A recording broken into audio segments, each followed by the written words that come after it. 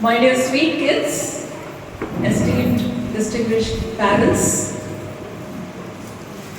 dynamic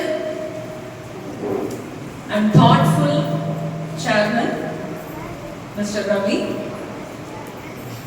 very approachable and a very down-to-earth chairperson, Mrs. Sridevi, young and energetic vice chairman, Mr. Gugan, and dynamic lioness principal, Mrs. Suman, and the most hardworking, sincere, dedicated teaching, non-teaching staff. A very good morning to you all. I would like to take this opportunity to offer gratitude to the Almighty for blessing me to stand before you all today. I would also like to thank the management and the principal and all the staff members for giving me this opportunity to share some of my thoughts with you.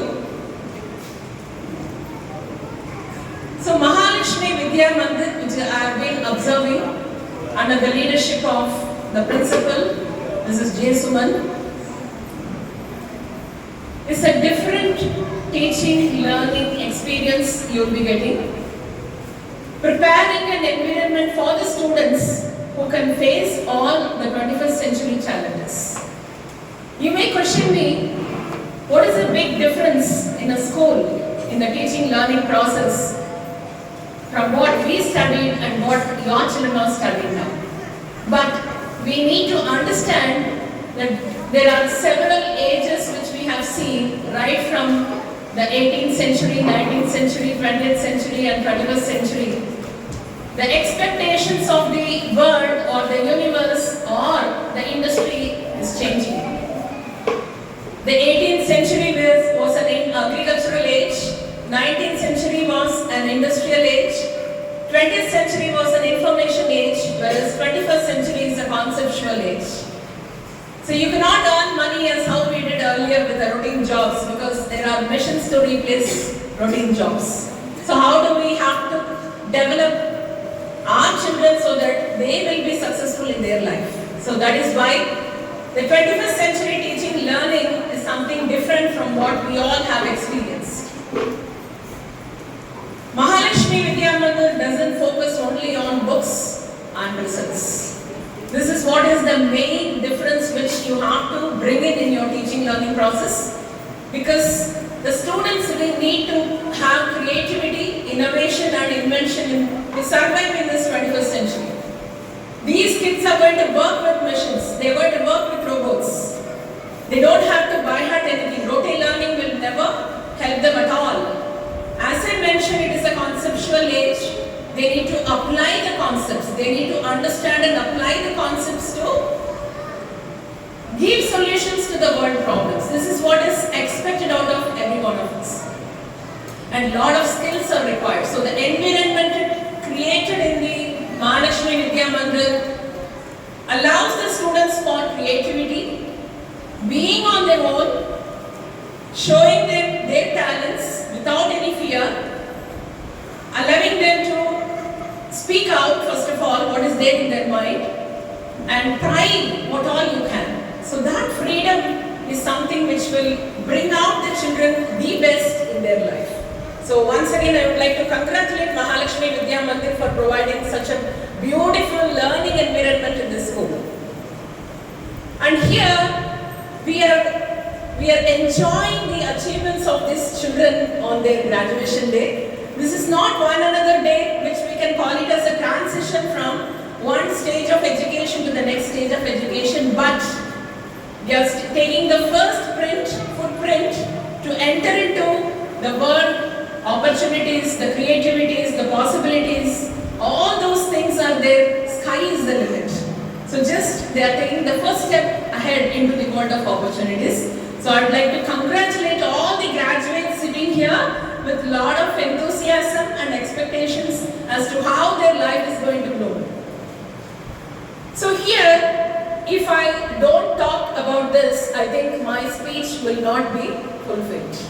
Something called as a vital role we all play as a parent in the journey of the children. There are lots of do's and don'ts. But many people, when I go for workshops to do parenting, they ask, like, some uneducated parents also do come, ma'am, I have not studied, I am not educated, I am not a graduate, I don't have a certificate, I have not gone to a school, I have not even gone to a college. How do I bring up my child? Parenting does not require any certification or graduation. What you need to do is learn your child. Understand your child. Observe your child. And allow your child to be on their own. If you are going to spend some time doing all these things, definitely you can be a good parent. Because every individual has a personality. First and foremost, every parent has to understand and accept that your child is a unique person. Don't compare yourself with your father, mother, or yourself and your partner, or their brothers and sisters, not even with their twins. Every individual is unique with their own personality. Allow them to be like that. Don't change their identity. Do not compare them with anyone. If you want to compare them with their own self one day before. Today how I am. How I am going to be tomorrow. Have I learned something today to be better tomorrow? This is how you have to bring up your child and allow the child to explore. Listen to them. Communication becomes successful only if you are a good listener. It's not like when you keep talking to somebody. Listen to your child. Spend some time with your child. Have some emotional attachment with your child. And be a role model. Because the children look at you and they do like a mirror. So any mistake your child does, you have to scold yourself because you have taught the child. So you have to behave in such a way that the child is watching you. You have to be conscious with whatever words you use, with whatever actions you do. Everything is absorbed by the child like a clay. So that will form an imprint in their mind and they will start following because right and wrong, they know only from the parents. If their parents do something, they believe that it is right. So these are all some of the things which I thought I should share with you all. Always keep motivating your child. Allow them to do mistakes because they will learn from mistakes only. Nobody is perfect and parenting is not bringing up something like perfection.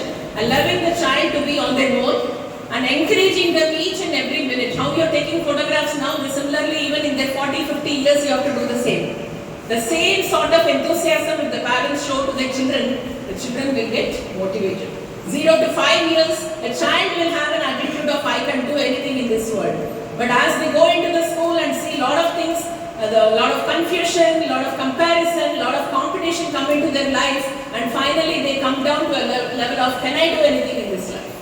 So don't drop that I can to can I. Always keep right, I can do anything. It all depends upon your motivation and your support, allowing the child to be on the go. Anyway, thank you once again for inviting me for this and for a patient hearing. All the best for every one of you here. God bless you all. Thank you.